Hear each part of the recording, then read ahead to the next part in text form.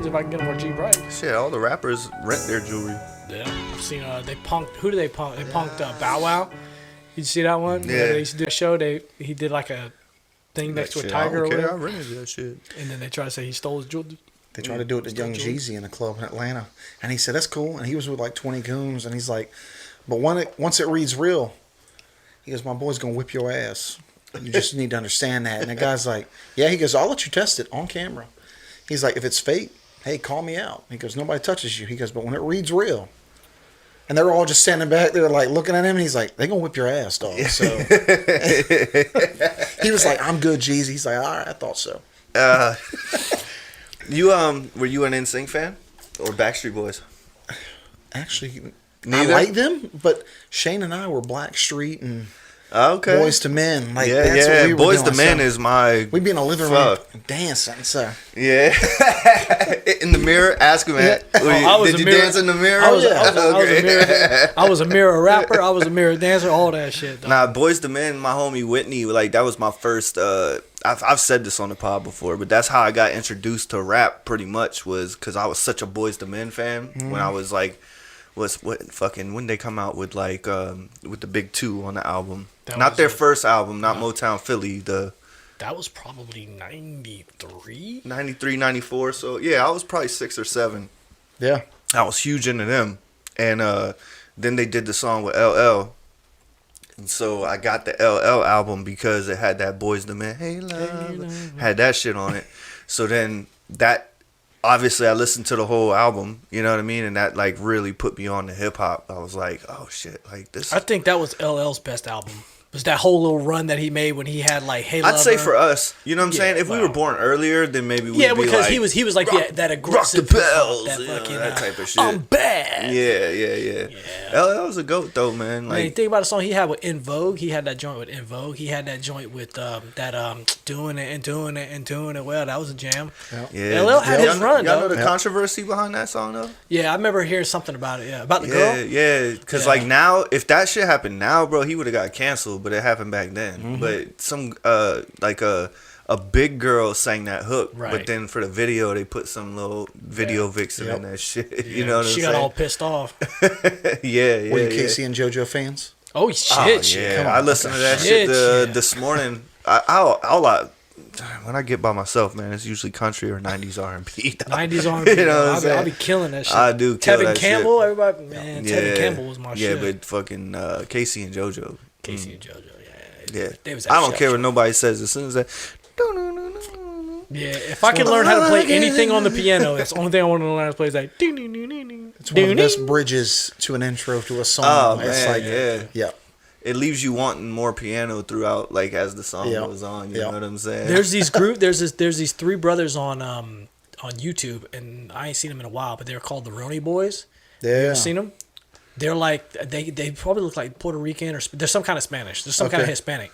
But these motherfuckers can sing, dog, and all they sing is like old 90s R&B shit, and they be killing it. I mean, they be singing like they sing some Michael Jackson shit.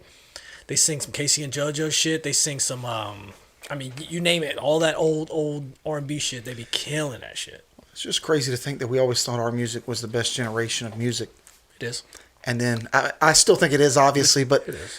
But then again, I want to say that I think that our generation of R&B is the best generation of music, just like rock was in the 80s. Yeah. Okay. Yeah. You know, it's like I don't think rap's going to be this generation's best version of music. That's just my opinion, but it's crazy to look at how like kids now are like, nah, man, you know, this is it. You know, these are the best lyricists ever, and I'm like, yeah, I kind of like that kind of thing, and it's the times, and I'm like, I don't really think they understand what a lyricist is. But, you know, to each their own. Well, you're 100% right on the R&B in the 90s was at its peak, bro. Like, I don't know if it obviously it's cyclical, so maybe somebody will like, because I feel like, for instance, I was listening to Zach Bryan today, and a lot of younger kids are getting real into Zach Bryan. You know what I mean? And I mean, for good reason. He's a great songwriter, but if you listen to the music, it's like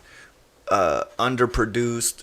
It's like it's not. You know what I mean? It's real raw and like which is cool. But to me, I'm like, y'all actually like 70s and 80s country. You know what I'm saying? Yeah. Like that's what he's making. Like he's making 70s country and kind of like almost Tom Petty-ish type shit. You know what I'm saying? Like his little EP he dropped it reminds me of Tom Petty, you know what I'm saying? But I was at his concert. Yeah. And if you listen to all of his albums, they're not the same as how he actually presents the concert. The concert with the band, the show, like live, Zach Bryan is completely different than album. Zach Bryan. He puts on a show that leaves you wanting more and more. Yeah. Like, I walked in there going, he's decent. I like a couple of his songs. Let's go see him. We got tickets. I walked out of there going, dude can put on a show. And he knows what he's doing.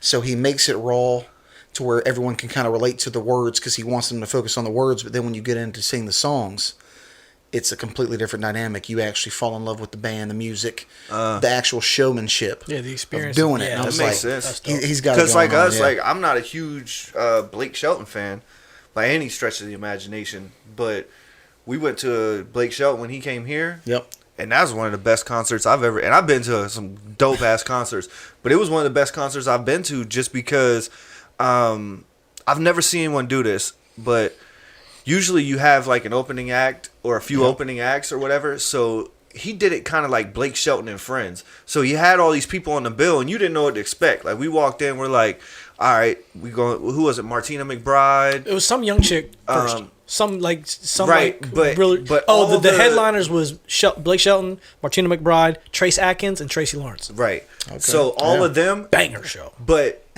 what the way he did it was like after the younger girl came out, he came out and did like a song with Tracy Lawrence. Okay. Like they have collaborative songs, right? So Blake Shelton like comes out, does a song with him, then he does a few songs, he comes back, does another song with him, then Blake Shelton. It's like Blake Shelton was in the whole show. Like there was no like this guy comes up, does his show, leaves, and this. It was like, and then at the end they came out and did like that all of them together. You know what I'm saying? They just sat down like in a circle. The whole show was just like.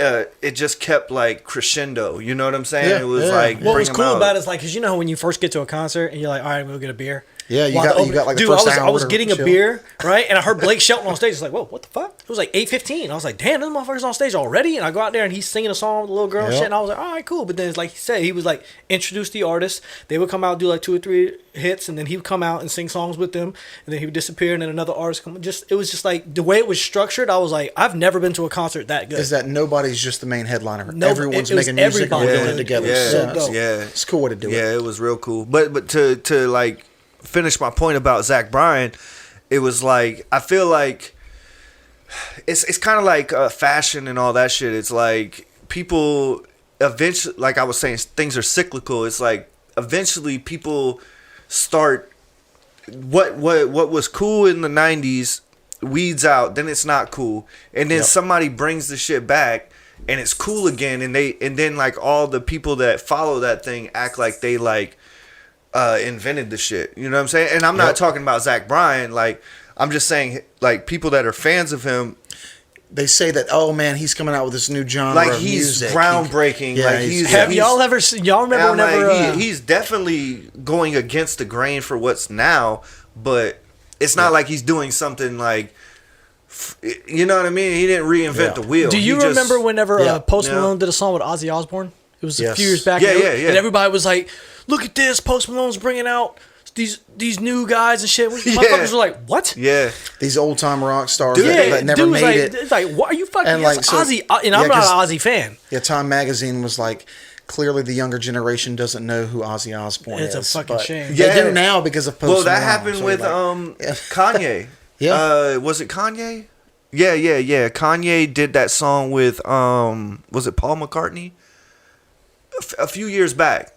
And people did the same shit. I think it was Paul McCartney, but yeah, I'm pretty sure it was Paul. We'll look it up later. It might have been, but because he had him do the hook, and stuff, and he played the guitar on it, and people were saying the same shit. They were like, "Oh, well, Kanye, you know, look at Kanye trying to put people on that are unknown." People are like, "What the fuck?" It's like one of the most, you know, prolific artists of our time, of this century. You know what I'm saying? It's funny when people act that way about Jelly Roll. They're all like hot. I'm so glad that Jelly Roll's making it, but it's funny how everybody's like, oh, fucking Jelly Roll's a shit. Like, you know, this motherfucker's been doing this shit like 20 years. Yeah, dog. dude. And he was fire back then. Yeah. It's just crazy that y'all catching on to it now. I remember one of the homies from Ohio that we used to do music with was the first person to introduce me to Jelly Roll, because at the time, I think Jelly Roll was doing music with some Ohio artists and some like Midwest artists and shit like that, and they were like, he was like, you gotta check, y'all are Southern, you need to check out this Jelly Roll dude. You know what I'm saying? I listened to him and I was like,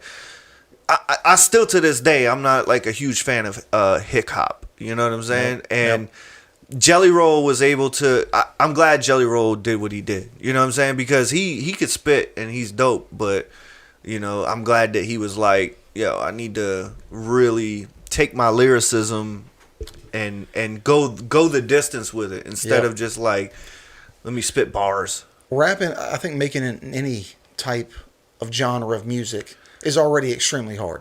Yeah. So when you rap for 20 plus years, you've been doing it since middle school. I mean, because I remember going to see him at Columbia at the Music Farm when he was with Yellow Wolf and everyone else, and they were still so underground that it was only like a certain region of the country that still messed with them. And then seeing him from that to now, and I'm like, that's just the evolution of people. Like, whether it's in your life or in music, you're like, he evolved to understand that to get my message across, I have to put it in a way that it will reach a broader audience. Yeah. And finally, he was able to grow and put it more into the country sound, and it worked out beautifully. He's killing it, he's dude. killing it. We go to see him next week. Yeah, we are. We going to see Yellow Wolf Thursday. You going to that? I wish I was. I am not. You should. Why not? I think there's still tickets available. it's only like but $30. he's here at the Charleston Music Hall, and then he's opening for Jelly that Friday. So we going Thursday. Isn't that crazy how that works? How Jelly opened for him, and now he's opening for Jelly. Yeah. But you know, it's like it's all I never love. understood. Like they still support each other. And I like never that. understood why Yella didn't. I just people are stupid, is what I think. You know what I'm saying? Yella is the most talented. I think we've had this conversation before, but I think even if you ask Jelly Roll, like if you sat down with Jelly and was like, who's the most talented motherfucker you work with, he'd probably be like Yella. He says something. He says that with like, Homeboy. Yeah, I think podcast.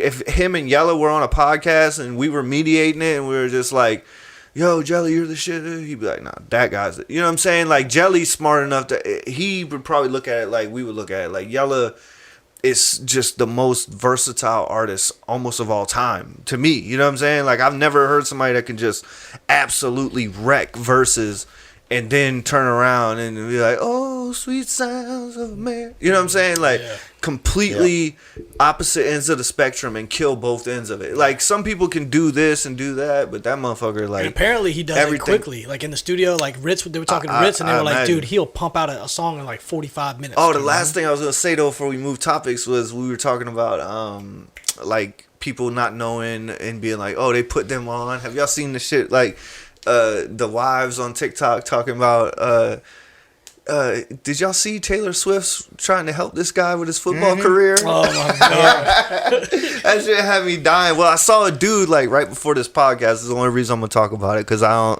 don't want to get into just hot topics, because I know that I hate after we shoot a pod. Then like the whole next week I'm listening to podcasts. I'm like, fuck, I gotta drop mine because they're gonna think we copying. Are you about to say what his brother said to him? No, well, you could say that part, but I was saying there was a husband that flipped it on a wife and was like, because all the wives are like fucking with their husbands, and the husband flipped it on the wife, and that shit was funny. He was like, dude, did you see Travis Kelce's trying to help Taylor Swift out of a rut in her career? And the girl's like, she's the biggest artist in the world. He was like, no, she's kind of on a downside. Like, she's kind of declining, and like he's trying to help her up. You know, she's like a 5. You know what I mean? solid 5, light 6. What were you gonna say? No, So Jason and Travis have a podcast themselves. Oh, it's great. Where they just go on there and talk sometimes. And Jason was finally, they're releasing it next week, but Jason got on there and he said, hey man, I guess it's time we can finally talk about it because the cat's out of the bag. And he's like, yeah, he goes, I know you like to keep your personal life personal, but he goes, I guess we can go ahead and mention what I think we want to talk about. And he's like, and Travis says, yeah, my personal life is really not so personal. And he goes, how does it feel to know that Taylor Swift really made you a household name? And he's just like, I see where we're going with this. And that's where it cuts out. But I'm like, you got to have fun with it. Yeah, I'm going to have to watch that one. Because it's funny, like, I wish my wife would have did it to me, but I've always, I see, like, viral things. I have to. I'm doing a podcast, so I got to keep up with the shit, but... Because I would have been just like all them other dudes. Like, he's a fucking 2-time Super Bowl champion. Yeah, like, he went first round in like 3 fantasy drafts. What are you talking about? She'd be like, what are you talking about? But the real reason we brought you here, we just been shooting the shit, man. It's my boy RJ. I'm sure that we'll just introduce him as City's brother because that's what he says. Everybody knows. That's how most people know me as Little City. Yeah, Little City. Yeah. But this is the big little brother. But ex-military guy. Like what branch of the military? I don't even. So I don't even know if I know that about you. I was thinking Marines, but what is Marines? Quick rundown. Obviously went to Stratford High School, so shout out Goose Creek, baby. Yeah, I know. And then of course, that's it. Get them. That's right. Gave up soccer and all that. At the college level, I went into the Marine Corps early, just because obviously I graduated early in 2002, going into 2003, and with the war just kicking off, I made the decision because our whole family, grandfather, our dad was a Vietnam machine gunner. And our grandfather was a 30-year nuclear submarine guy. So it was just kind of one of those things where I felt like one of us was going to fall into it, and it was just my calling because I graduated at that time. So, I went in the Marine Corps. 2002, you said? 2003 was officially when I went in and went to boot camp. Yeah. Well, I mean, I'm sure after 9/11, I mean, I think if I could have enlisted that day, a lot of people felt that way. But I don't know if that's what, you had family and everything, but that was definitely a big... It was definitely a big motivator. I mean, because you're trying to figure out what you're going to do with your life, and then when you realize you're just going to go to college and act like an idiot. But, like, here's something that's brought the country together, and we have something that's a legitimate issue on the forefront. And it's like, I need to get my life together anyway, and what better way to start it off than, go in the military. And I was like, Dad was in the Army, Grandpa was in the Navy.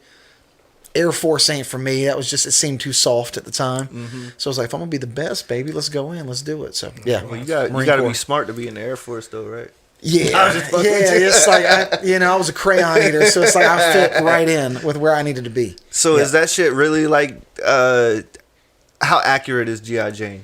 Like, you know what I'm saying? Like, is it that?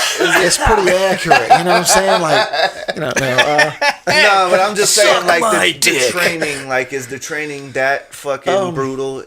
It's actually pretty funny. I'll tell you 2 parts of this. Number one, most military movies, a lot of like the directors and the actors actually go on base, especially if they're portraying a certain branch. They really do go on base and try to study and learn. Now, there's certain things obviously you can't put in movies because that's proprietary to the military. They're not going to release it. They're not going to put that out there for the world to see, whether it's in a movie or not. But a lot of it, they actually, like when Tom Cruise just did Top Gun 2, he's really flying planes. That's wild, man. He's really going in and learning what it's like to take on 4 and 5 Gs. I mean, so they really do put them through it so that way when they're in the moment and they're acting it, they can relate it to the experience they're having in it. So, but the most accurate movie I've ever seen, especially in the Marine Corps, is Jarhead. Where you just act like an idiot. When the news reporters take you, you're humping each other. Like, that's got to be the most accurate movie I've ever seen in my life. So, no, but I mean, a lot of it I'd probably say is like 60% accurate. Yeah. And then of course there's stuff they're going to put in there that's just a little bit over the top. Right. But I'm sure it's like a movie's 2 hours, so I'm sure that like if I'm talking to somebody that went on 3 tours, everything that happened in the movie might have happened to them during 3 tours, but it didn't happen to them that quickly and that rapidly. Yeah. You know what I'm saying? Like, exactly. So a movie's definitely constricted down to 2 hours, so it's like we wasn't getting shot at every day. We weren't killing. Like there was a lot of days where we were humping each other, as you would say. Just you go weeks. You go a couple weeks without something serious, or you're throwing the football on base. Going to the PX to call home and call the family, just check in, and they have internet set up out there. So I mean, there are some actual luxuries. They got like the big PX, like you see the USO, and that really does do that. They set up those buildings when you're deployed like that to have like Xbox and PlayStation and have TVs to watch sports and satellite phones. So I mean, they really do make an effort to make you feel as comfortable in an extremely uncomfortable situation. So Right. it's actually it's a weird dynamic. So you get out of high school, you go to directly in. So I was 17. Paris Island? Yep, Paris Okay. Island. Yep. And then from there, Boot camp, 3 months. Then you leave that. You go to MCT, Marine Combat Training. That's where you're learning how to use every single weapon the Marine Corps issues, whether it's on a vehicle. You go through a process of learning that, because that's why Marines are so proud. Is because literally you can be a cook or an admin person. Every person's a warfighter. And you know that if something goes down, shit goes haywire. I don't care if he's a paper pusher. Dude's with me. like I'm cooking Pulling it. food, but Yeah, I could cook your ass he too. can fuck some shit up. So, Yeah. you do that, and the one thing that separates like the Marine Corps, that's why Marines are so proud, and we always say we're the best. The best is like we literally train; it never stops. So no matter what your job is, it never stops. Being a warfighter, that comes first and foremost. No matter what, that comes first, because like I said, if push comes to shove, you're gonna be a warfighter. Yeah. If they Better need be bodies, a you're a warfighter. what is it? Better be a warrior in a garden than a gardener in a war. Yeah, correct. Yeah, That's 100%. So yeah, you do the to not be so general. Like, where did you go? Where did you go? Did you go to Afghanistan? Oh, yeah. Iraq. Basically, I did 3 combat tours. All of them were in Fallujah. Fallujah, Iraq was the home base. And then from there, my third one, when I was rolling around with the recon unit, we were actually jumping around the Syrian border on Iraq, Syrian border, living out in the desert. I didn't shower for like 4.5 months. Jesus Christ! You live in a tent. You get 1 MRE, which is a meal ready to eat. Yeah, I mean, a lot of people are familiar with them now. You got 1 big bottle of water a day, and you just hop around different spots on the desert along the border, and you're looking for people, like Al-Qaeda, the Taliban, to come across that are trying to set bombs, kill you, all that. And you're trying to basically stop them from getting entry into the country. And that was the 3rd tour. So Okay. Well, I know that I've got a couple buddies that were over there, and they said that the hardest part was just like we even spoke before the podcast about the comedian talking about it, but the hardest part was like you're saying like you're looking for the Taliban or Al Qaeda, but this isn't like some soldier that you're looking for. It's like like this guy looks just like this guy. It's just that guy has an RPG in his trunk and this guy doesn't, but they're both driving some car and they're both missing dressed, a headlight. Yeah, they're both dressed the same way, and like one of my buddies told me that like I don't know how true this is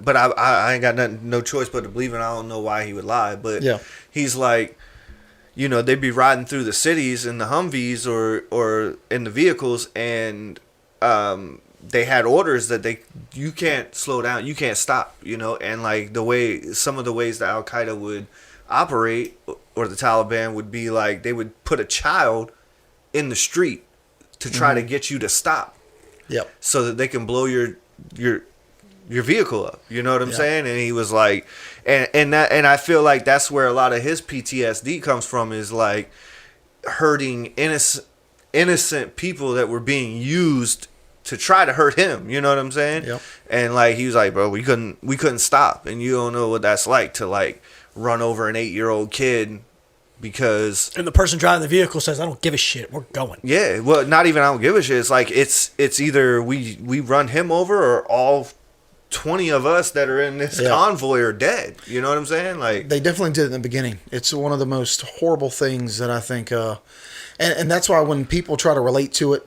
and they say why are guys so messed up and why does everyone have to do therapy and why do people like kill themselves? It's like I would say in the beginning, my first tour. I was 19 when I went on first time to Fallujah. That was still the second half of Phantom Fury, which was the initial push when you're going through Fallujah. And basically, we dropped pamphlets out of the sky that said, in 3 days, we're coming through to clear this city. We're taking it over. It's going to be a safe zone. We're clearing you out. And a lot of the people that were able to get out would get out. And so you knew the people that were going to be there were people that wanted to fight you back. So it was a shoot first, ask questions later. That was completely different from the second one. But in the beginning, when I was first there, that first one being a 19-year-old kid and seeing them use kids, babies, 6-year-olds strapped with vest on them, coming out trying to get you to stop to help them.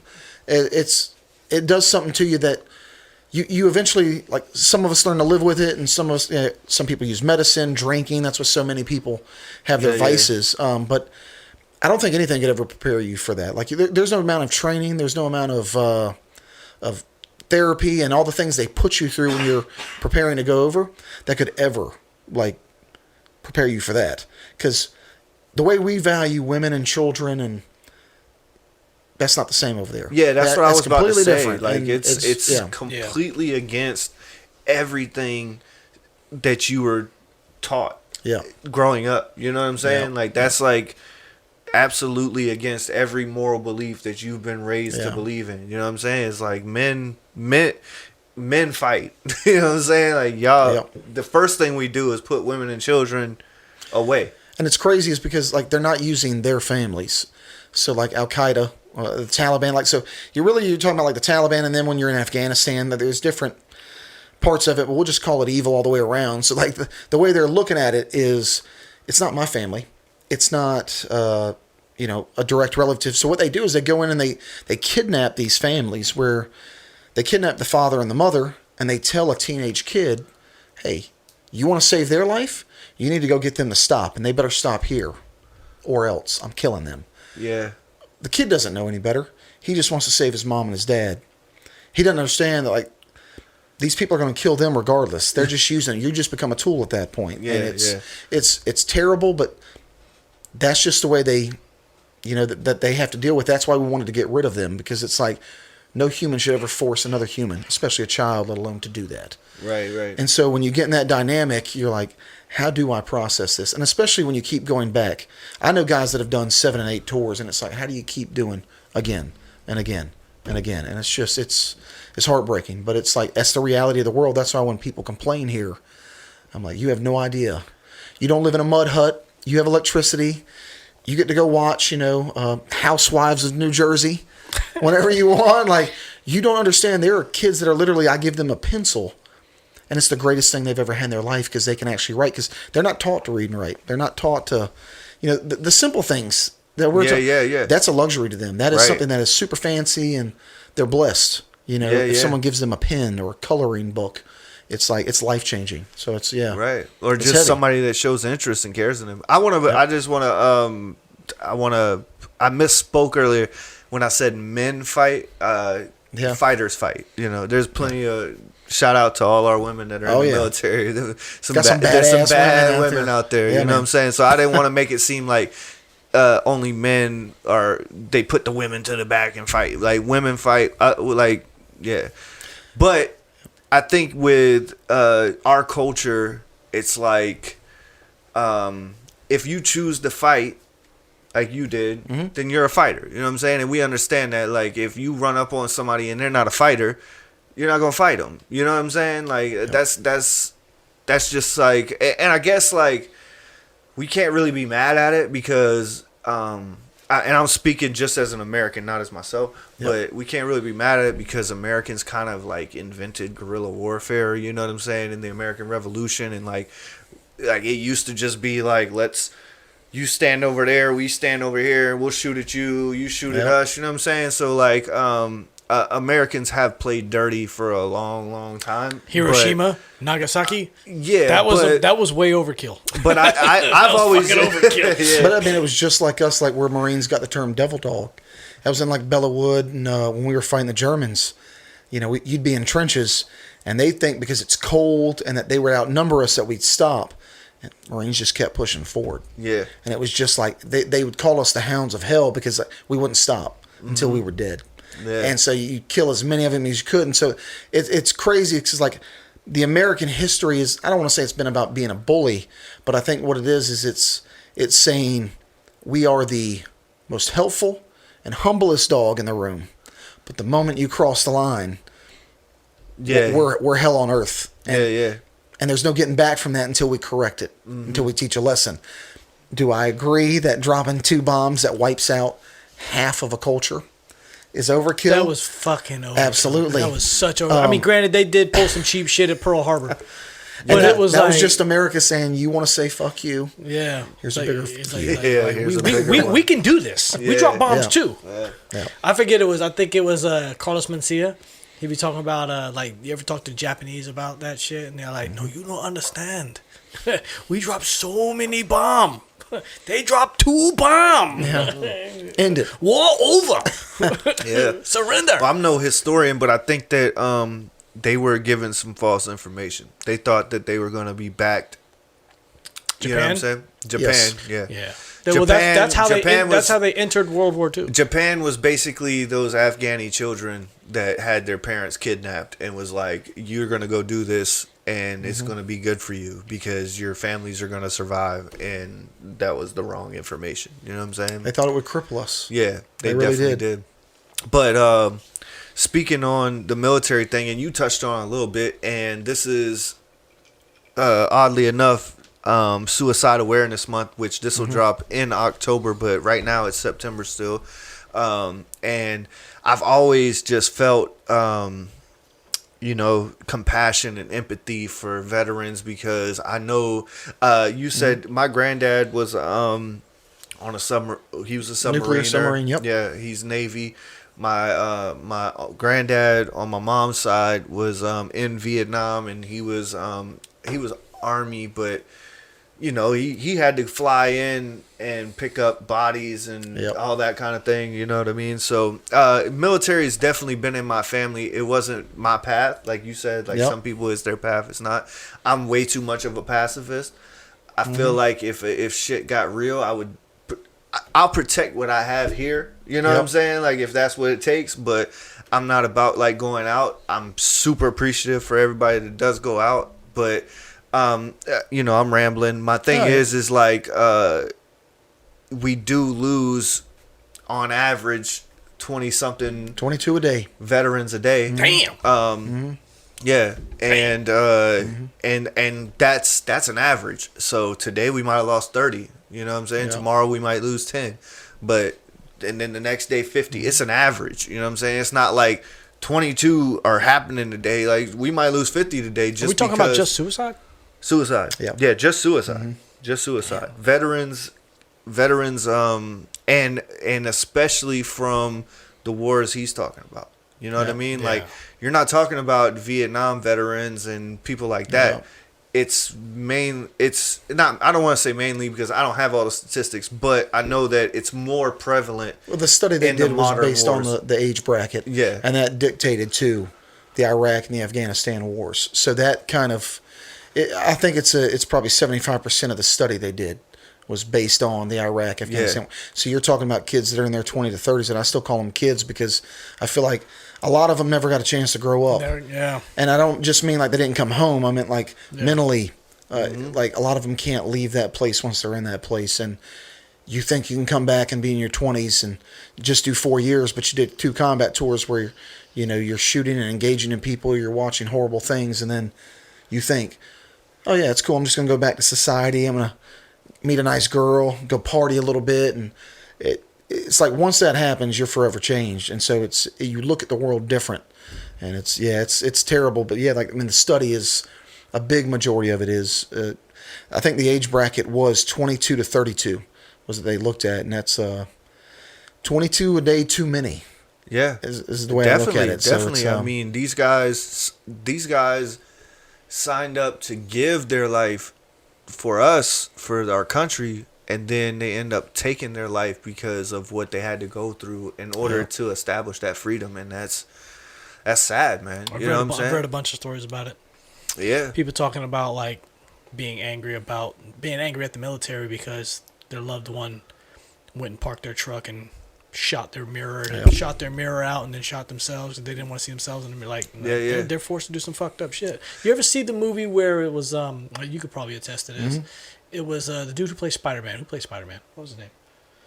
New one? Are we talking about Tobey Maguire? Or are we talking about that one? Yeah. Where he was military was him, Jake Gyllenhaal, and Jarhead? Isn't that movie? Jake Gyllenhaal? No, I think it's called Brothers. Okay. Yes, that's about the Marines where Toby gets taken captive. Yeah, I think it's called Brothers. In the movie, have you seen the movie? Yes. I don't think I've seen like highlights of it. So you can quote me if I'm wrong on this. But basically, he gets captured, and the people are like fucking with them, with the people that he got captured with, and he's like, "You got to kill this dude. They kill one of your people to get out of this. So they like basically make these guys kill each other. I think he's like the only one that comes out of it, or maybe he is. He guy. ends up doing like 5 years captive, and he ends up killing another Marine there to stay alive. And then, of course, he's able to escape and get away, and he comes back home, and his brother has ended up marrying his wife. And his brother was always the fuck up growing up, and they never got it right. Yeah, and they bonded, him and his ex-wife at the time. They thought they were buried him. They came and said he was taken captured and he was killed and this and that. But he does a great job of showing how a lot of guys can never get over the horrible shit they had to do just to come home. And that's like that scene where he's in the kitchen and he throws it. Have you seen that scene? He's breaking and he's like, "You don't feel know." like I wish we had YouTube. It's with Natalie Portman. Yeah. Natalie Portman. And he's that's like, who it "You don't was, understand the shit I had to do to come home to you." Yeah. And that's where like people like, it was war. You had to kill some people, and it's like, you think it's that easy? Why don't you just go out and kill some bad people then? Just go out and kill some bad people. Yeah. And you'll be fine, right? Yeah. And that's the weird. He should have. Did he get any awards for that? Because he I know damn he was sure should nominated. have. He I know damn he was sure nom- should have, dude. That was a raw emotion scene, dude. Well, I thought about that.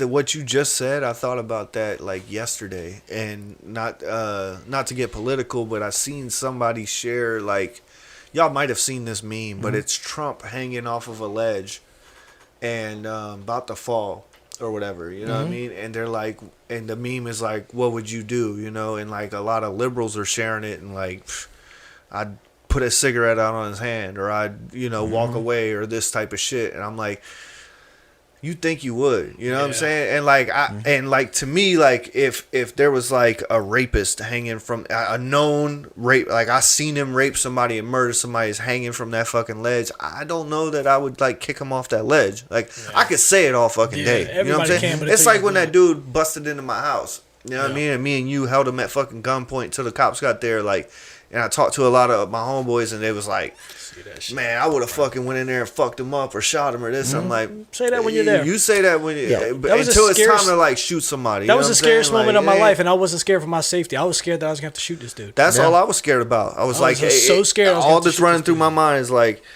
if I have to kill this dude, like, am I gonna go to jail for life? Am I gonna be fucked up behind this? Yep. I could tell a story. Kind of relates to the military thing, but it's a police thing. So, somebody close to me, I don't know if I should say their name. Somebody close to me was a police officer. Still is a police officer. But at the time, this person was sitting in their police car, and this dude came across a field and T-boned him. This person T-boned the person and fucked them up. Like, their leg was like half broken. The cop gets, and this person wanted to die by suicide, killed by suicide by cop, and he's spazzing out, right, over some other shit. So she gets up out of the thing, and is like, holds him at gunpoint. She's just been attacked by this dude, and he wants her to kill her. And in retrospect, she would have had like full justifiability, if that's even a word. Yep, she could have justification. She could have easily killed this person. Yep. Right? Yep. But she didn't. She didn't shoot. Yep. She did everything you're supposed to do to subdue the person. You got charged and all that shit. But I was like, and everybody was like, man, I would have did this. I would have done that. I was like, you would have had to sleep at night. Yeah. She would have had to sleep at night knowing she killed somebody that wanted to die and really probably just needed, some help. Granted, he was out of his fucking mind. Yeah, he deserved it. Yeah, he definitely he earned it. He was about to get what he worked for. Yep. But we talk about killing people. I read a poem one time when I was in college. We had to read this assignment, and it was basically I wish I could quote it, but it was basically like people talk about like, oh, just we'll just send some troops over there to fight and go to war and this and that, and they were like, you ever seen death? You ever seen it happen? I mean, you've been to a funeral, but have you ever seen somebody get choked out by mustard gas? It's like, yeah, we sing songs about them, and we celebrate their life, and we give them this grand burial and shit. But it's like, you ever seen it happen? Yeah. Because it's totally different. If your son had to go, you wouldn't be so. If you were to see your son go through the shit that they go through over there, you wouldn't be so quick to be like, let's go to war. And I'm no hippie. I'm no we need to just love and no war and shit. There's times where it's called for, but there's sometimes where you can way more attest to it than I do that there's some unnecessary killing that happens. Yeah. It doesn't have to go. It doesn't have to go there. It happens all the time, but that some of it's a byproduct of just being so fed up with the environment you're in that you're like, if this is what they want, this is what they'll get, and I'll give it to them.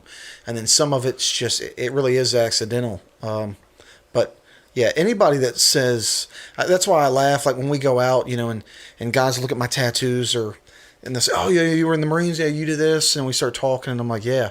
Sometimes like you never get like into big conversations, and I'm like,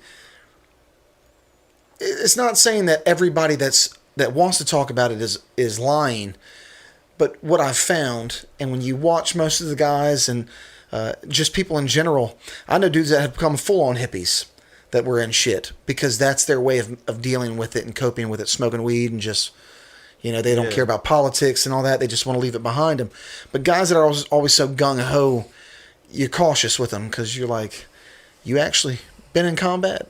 Like you've seen what a bullet does to somebody? Right. Like, it's not something to be glorified. It's not something that we should all be super happy about because Dakota Meyer said it best on the Joe Rogan podcast great when he was talking about that. And he was like, no one's wrong in the situation. They 100% believe what they believe. Just because we grew up here and we believe what we believe doesn't make what they believe wrong. Right. That's their lifestyle. That's their way of life. That's their religion. They're not wrong for wanting to defend their country and their way of life. Yeah. And so it's like we would do the same. Yeah, we would absolutely do the same. And it's a horrible thing, but like, yeah, guys that get so gung ho about it, and I tell them, I talk and I'm nice. I'm like, yeah, I was with this unit and I did this, and I'm like, all right, man, it was nice to meet you. Oh no, man, let me buy you. It's like, I'm good, man. I'm having dinner.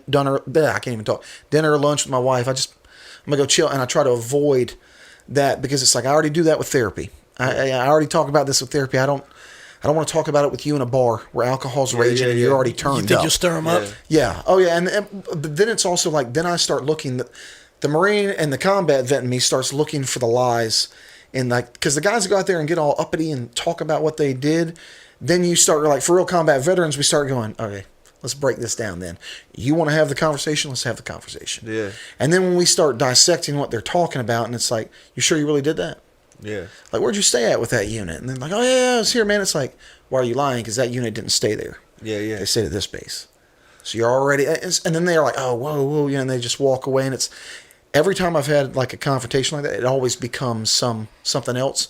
So I tell her, I was like, I don't even glorify or like wear a lot of stuff that says I was in the military because I prefer to avoid it. Yeah. And not talk about it because it's. I don't want to talk about half the shit I did. No, I feel you on that because like at the beginning of this pod, I was like, you were in the Marines, right? And I've known you for 7-8 years now. Yeah. You know what I'm saying? And like, and I'm questioning that, but then there's other people that I've met one night and they've told me like I was in this and I did that, and I'm like, I could tell you what they said, but. You know, and I kind of live my life like that. Like, you'll see me out, and I could be at a dinner with people, you know what I mean? And, like, nobody's going to know, like, I have a podcast, or I'm a rapper, or, like, I got these albums, I got this and that. It's like, bro, like, I'm trying to live, I just want to be normal. You know what I'm saying? Like, yeah, I do those things, but I don't want you to identify me just as those things. Like, get to know me as a person. You know what I'm saying? Like, I'm not just a soldier. I'm not just a rapper. I'm not just a podcast host. I'm not just a stone guy. You know what I'm saying? Like, I don't just own a business. Like I'm a father. I've lost a child. Like, those are things that I'd rather talk to you about because that might affect you in a better way. You know what I'm saying? Like, how can we, to get back on what you were talking about, suicide, like, how can we mend? You know what I'm saying? Like, let's not just sit here and fucking, you know, have a pissing match, you know, see whose dick's bigger, see who shot more people or had the biggest RPG or fucking drove the coolest vehicle over there. You know what I'm saying? Like, let's over the most kids. Like, how can, you know what I mean? And like you said, like, we're in a bar right now. We're watching a fucking football game. Like, nobody's healing in here, brother. You know what I'm saying? Like, call me tomorrow when you're straight faced and straight laced, and we'll talk about it. You know what I'm saying? Like, other than that, like, let's cheer this fucking team on. You know what I'm saying? But what I wanted to ask you before we move away from the suicide, because I think that is something that we don't need to gloss over. Mm-hmm. I feel like the reason, to me, and I'm just like, I'm a civilian. I'm as civilian as it fucking gets, but I feel like one of the biggest reasons that the Iraqi wars and the war on terror has had such a negative effect on our troops is that it's the length that it lasted and there was like no real conclusion or winner of it. So it whether, you know what I'm saying, and this is me speaking as a civilian. Vietnam, we went there, what was it, 4 or 5 year war, you know what I'm saying? The World War II was 5 to, you know, it was building up, but this is a 21-year war that we just kind of like, after it was all said and done, just fucking was like, all right, we're out. You know what I'm saying? Like, we've done all we could.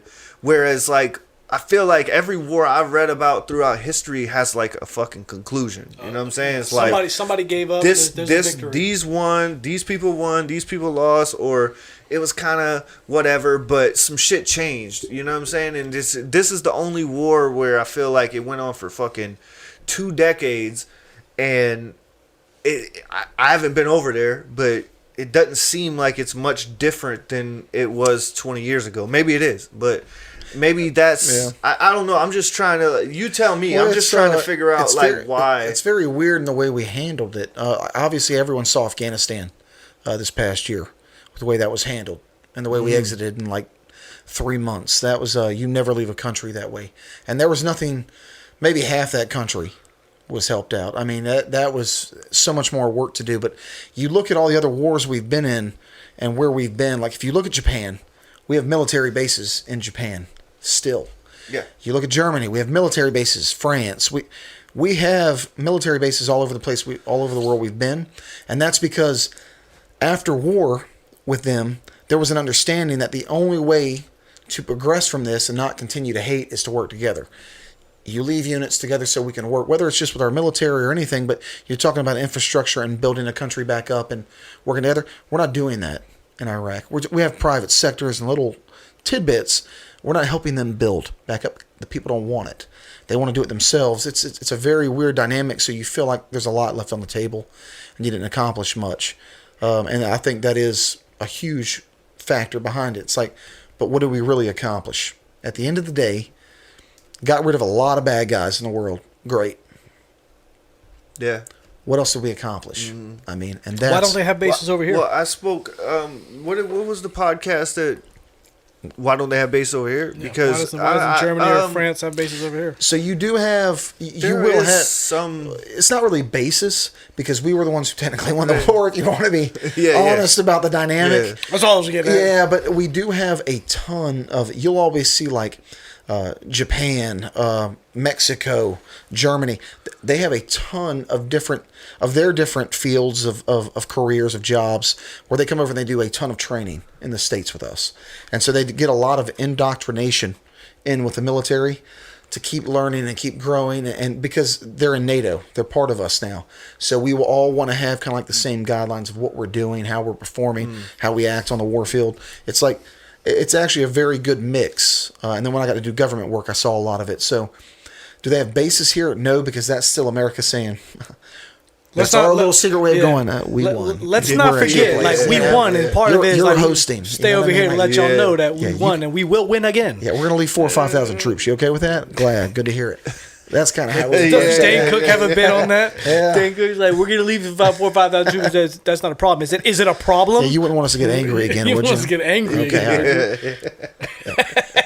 That's such a good bit. That's such a good fucking bit. So I'm guessing that kind of what I'm saying is real in the sense of like, we went to war and we didn't have like that conclusion, and then you come home and you're like, I guess a lot of our soldiers feel like, well, what was I doing that for? You know what I'm saying? Like, why did I do all these things for our military or our commander in chief, whoever, the powers that be, just to like pull out and like, and not even in like it might not even be in like a combative way. Like, we still had more shit to fuck up. I feel like a lot of our soldiers feel like we had more people to help, and you just left them high and dry. You know what I'm saying? Yeah. Like, we put in all that fucking work, and they start thinking about, because like so far we've talked about the bad guys, but we haven't really talked about the good guys that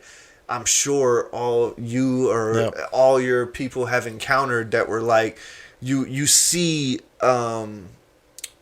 you see a piece of America in them. Like, they're just a family that's trying to, like, farm, survive, take care of their children. You know what I'm saying? Yep. Like, they don't give a fuck about politics or terror, or they don't care about nothing that's going on. Just like if fucking Russia came and invaded us right now, you know what I'm saying? Like, it wouldn't be because of us. You know what I'm saying? Yeah. Like, it has nothing to do with us.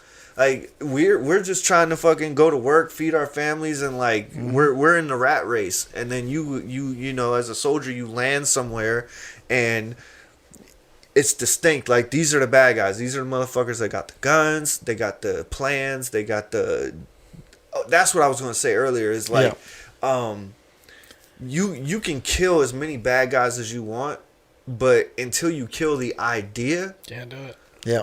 and if you can't kill the idea, and I feel like that's what a lot of wars before this one had, was like there wasn't really like an idea that they were fighting. You know what I'm saying? Like, when you were fighting in Vietnam, it was like because of this or that, like because this person treat that way. You know what I'm saying? Like, it wasn't like when you go to this war on terror, like terror and terrorism is an idea.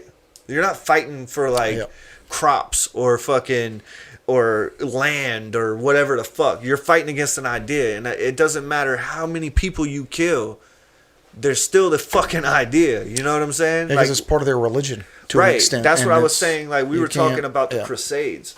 Yeah. That's how the conversation got started. And I was like, that's why the Crusades weren't effective as they wanted it to be, because you can kill as many motherfuckers as you want. But if there's one person left with that same idea of like, I'm a Christian or I'm a Muslim, then it's like, he tells this guy like Jesus is the way, the truth, the light, or Muhammad did this, or Buddha did that, and that idea spreads. It's like, you can't kill an idea, you know. That's and why I felt like we neo-Nazis were are still around. fighting against an idea. Neo-Nazis are still around because of that shit. Yeah. Hell, I mean, every way you look. But is there? You said you go to therapy, so I do, yeah. I would like to open the platform up to say, like, if there's veterans that watch us and you know, I'm a fucking idiot. We're idiots. We're not fucking. We have no military experience, but he does. Yeah. And if you're struggling with anything that you've heard us talk about, if you disagree with the fuck I'm talking about, that's fine, because you probably know better than me. But if you want to talk to somebody, or if you want to go to therapy, is there somewhere somebody they can go? There is. I mean, the VA always has a hotline. You can always call the VA. They actually have places you can go. They always have someone on deck 24 hours. If you just want to roll in at 2 a.m. because you're feeling some kind of way, there are people there that will literally just come out and sit there and talk on a park bench with you. Yeah. Is that something you'd be interested in doing? Oh yeah. Yeah. Oh yeah. I mean, so it took me. I'm gonna tag you in all this shit. Yeah. So no, it took me a long time. If they can reach out to you. Yeah, absolutely. Okay. I mean, it took me a long time. I tried to kill myself probably 4 years ago. I put a Glock 9 in my mouth, pulled the trigger, it was loaded, and it jammed. Damn. I'm not joking. It jammed. Thank Yeah. So it's something that hits home, and I mean, I think that people shouldn't. I mean, don't get me wrong. I say it shouldn't. It's easier once you start the process and you get into it and you start realizing the ways to cope and what really becomes your therapy. Like riding a motorcycle, listen to a good song is my therapy. You know, and those are little things that help. And then finally finding someone that I could talk to, because they'll outsource. If you don't want to talk to someone at the VA, they can outsource to all these other therapists. You can do it online. You can do it in person. There are truly so many ways to help. But the hardest part, I feel like, is when someone, you know, is for, whether it's addiction, anything, is asking and saying, all right, I got to get it right. I got to fix it. That is the hardest part. But I feel like if someone even sees this and they say, hey man, you know what? All right. So what do I got to do? Take the first step. There are so many different outlets and so many different things. I'd love to help people figure out what to do and how to go about it. And I have to do it every Friday. It is a continuous battle. And it may be for the foreseeable future, but it's something that I'm happy to do because it's making me a better husband, just a better person in general. You know, I don't get up and clear the house anymore. Like Summer will tell you, she'd have the Roomba start going at 2 a.m. in the house, and I'd get up and clear the house. I'd grab the rifle, and I'd clear the house because some of the medicine and stuff they put you on, it keeps you in it where you're dreaming a little bit more lucidly. And so, like, you have to level all that out. It's all trial and error. You got to find what works for you. So it's continuous process. Well, just meeting you, just like, I mean, I've seen you around. Yeah. But I don't think we've ever like actually had a sit down and talk. But it's just like you seem like a really good character. It's crazy to know that you were in that dark place before. So so it's good. It's I think it's good for people to see that like your radiant character, because like you were in that dark place. You were dark before. You were at the end. You know, and then like for you to turn out to be like how you portray yourself, you know, it's like there's hope. It's a good. That's a good sign. I'm a goofball, and I love being that now. But I never understood like when Robin Williams, one of the best actors, comedians ever, I never understood when he always talked about the dark side of the room, and then like you go back and watch it, and you're like, because he made so many people happy. Yeah. And it's like I see how like people have to use things to mask it, and it's like if you're masking it, but you're miserable. I forget who said it. Never going to go anywhere. Whenever that happens, somebody said everybody liked Robin Williams except Robin Williams. Yeah. I mean, he secretly I read himself. a lot. Yeah. I read a lot into like when that was like one of the major suicides. That and Chester Bennington. Yeah. When that happened, but when I read it into a lot of that, and people were like, people don't die from cancer. People like they've gone into some medical term like if you have cancer, you know, it causes a pulmonary aneurysm. Yeah. So they die from a pulmonary aneurysm. So like suicide isn't, and this is not to make light of suicide in any way, but suicide, people don't die from suicide. It's a side effect of what they're going through. Yeah. It's a side effect of their depression, of their constant PTSD. It's the side effect of it, just so like it is with cancer. So it's like, so when people like call people like weak because they die from suicide, it's like, no, it's kind of like if they're ready to go. I mean, to you would know more than anybody I've ever met in their life. You would know where you have to be, how far down that path you have to be to decide. I'm done. It's over. Yeah. So yeah. Yeah, because I mean, you like it's never going to go away. The memories, the thoughts, when you lose your brothers and sisters over there that are fighting next to you, that never goes away. Just like losing a child, like it never goes away. No. But you learn how to grow from it to where you can use it as motivation to be better moving forward, as opposed to using it to go rock bottom, you know, and go the other way with it. And it's like fight or flight. You know, PTSD gives you that fork in the road. You got to make a decision. And all you hope is that if you make the wrong decision, that there's enough people that love you and support you to recognize it, to go, I got to help divert him back on the other side of the path, because ultimately I know where he's going. And that's a big part of it too. People have to recognize, and you can't be afraid to say something. Like people saying something to me, you know, Summer said something to me. She was like, you know, you need to talk to someone. You do need to vent, because the way you're handling your anger, or the way you want to be alone, and the way you want to do this, it's not healthy. It's not productive to our relationship or to you growing as a person. So yeah, it takes a village. You know, just to handle grief, to handle growth. I mean, it takes a village. And so I think that's the biggest message is, if someone's coming to you and like you're the veteran, or you're someone dealing with PTSD in that situation, it's okay if people are confronting you. Now, they shouldn't judge you, but it's okay if they're confronting you saying, I recognize the problem. Is it something that you're seriously having? And if you don't want to talk about it with me, who can we put you with to go talk about it? Yeah. So, well, to like piggyback, that's great advice as well. And to piggyback off of like what you were saying, I guess like what, cause you were talking about cancer, and I've always felt like cancer was like, some people have like a gene or a genetic thing where they're predisposed to cancer, because you could smoke cigarettes every day. And we could smoke the same amount of cigarettes. You get cancer, I don't. You know what I'm saying? And to me, PTSD and suicidal tendencies are kind of the same way. It's like,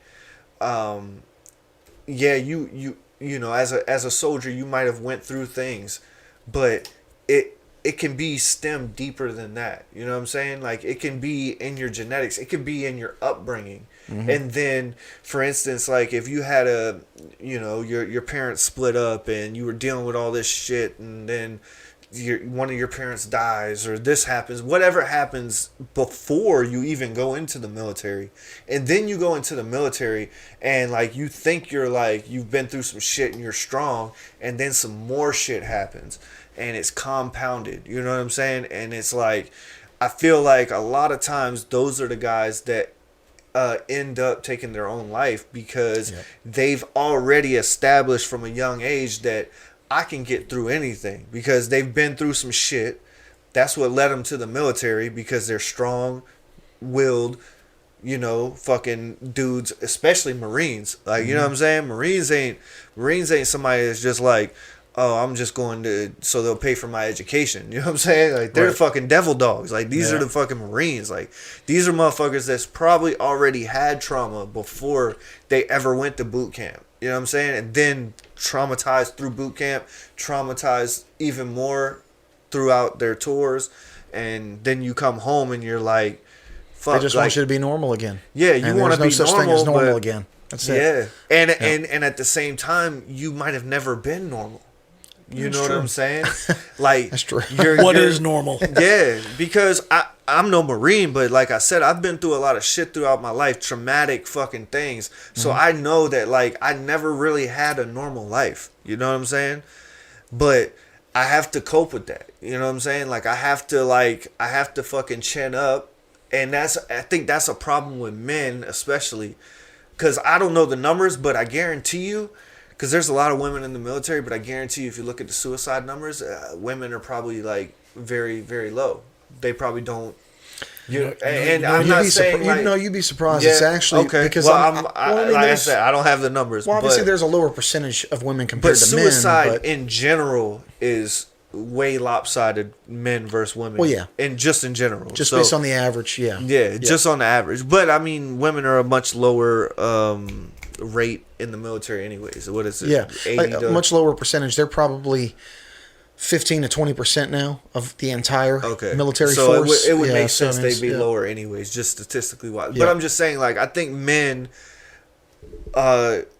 basically, what I'm trying to say is men are always just like he said, like, I wouldn't know that you would be in a dark place. Yep. You know what I'm saying? Because that's what we're taught from a young age, is to just, like, we carry the load. Bravado and, like, nobody needs to know I'm fucking sad. You know what I'm saying? And that's fine. Like, you don't have to tell me you're sad, but like he said, like, tell somebody, man. Tell your wife. Tell your friend. Go to therapy. What if your wife makes you sad? Then get the Chris Rock said it best. It was a joke, but when he said, "Women, children, and dogs are loved unconditionally." Yeah. With men, it comes with a stipulation. Only on condition that you provide something. Chris Rock also said something I know is way to the beginning of the podcast when we were talking about music, but Chris Rock said that the music that you love the most is the music you listened to when you were first getting laid. It's true. That's why he's like, I always have a soft spot for R. Kelly. Waiting. Fucking genuine. Yeah, this dude's a genuine hater, dude, and genuine is the fucking man. Really, what it is if I don't like something, I ride hard on the hatred train, dog. Like Tom Cruise, we were talking about Tom Cruise earlier. Yeah. If I don't like Tom Cruise. It's fuck that dude. So you hate dick? Oh damn! No, because you ride hard on it. I was gonna say I can't say anything because if we were talking about when we first got laid to, I'd be on Seal. You know what I mean? Kissed by a Rose. Oh my god! Hey, shout out Jamie because Jamie loves that fucking Seal, dog, don't he? Kiss from a rose on a grave. I'm not even gonna attempt to sing it because I'd just bash it. I can't do that. All right, before we go, man, why the fuck they call you Vanilla Wafer, man? It's because I'm all up in your girl's pudding. Oh, remember that. You know what I'm saying? Get her to sew that. Yeah.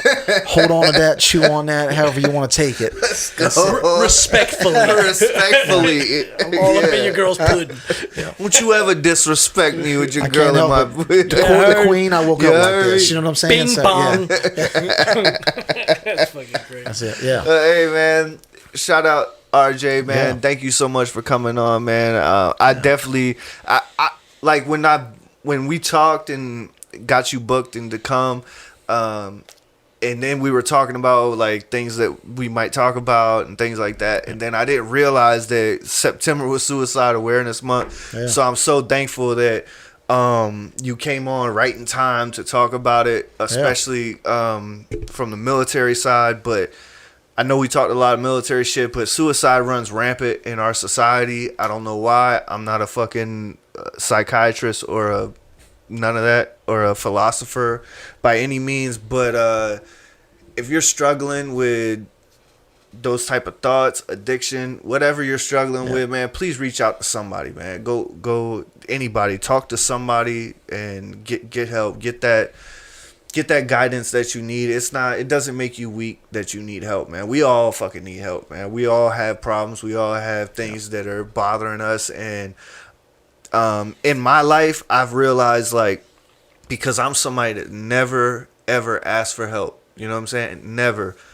But what I've realized in my life is that when you are real with somebody and you tell them something that is bothering you or hurting you, it's always a better reaction than you would think.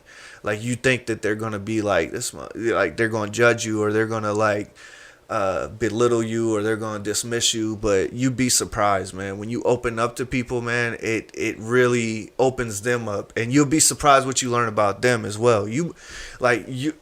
To me, I've always learned that whenever I'm hurting and I need help, it just helps me to help someone else. You know what I'm saying? Like, if I'm hurting and then I talk to somebody and I find out they're hurting, and then I'm like helping them through their hurt, it helps me through my hurt. So I'm just saying, like, just don't be scared to talk to somebody, man. There's plenty of resources.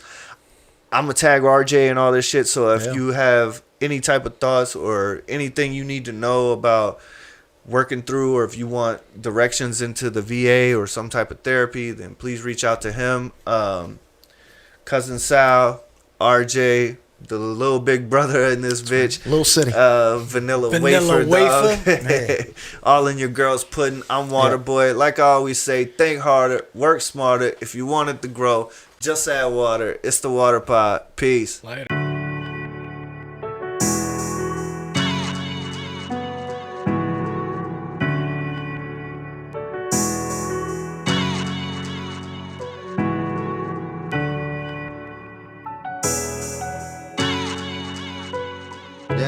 Yeah. Yeah. My shit morbid, horrid. I'm in orbit, straight gas. I just floor it, full glass. I just poured it. Should I pour it out? Trying to sort it out. Stretch this music like accordions. The whip of DeLorean. Your shit got some corn in it. You born, I was born with it. In the whip, my thumb drive to the store and shit. Can't pronounce this foreign shit. Take it day by day, fuck that looking forward shit. In the sand line, I'ma need some more of this. Hitting every orifice. What you expect up on some 40 shit? You know this life is short as shit. So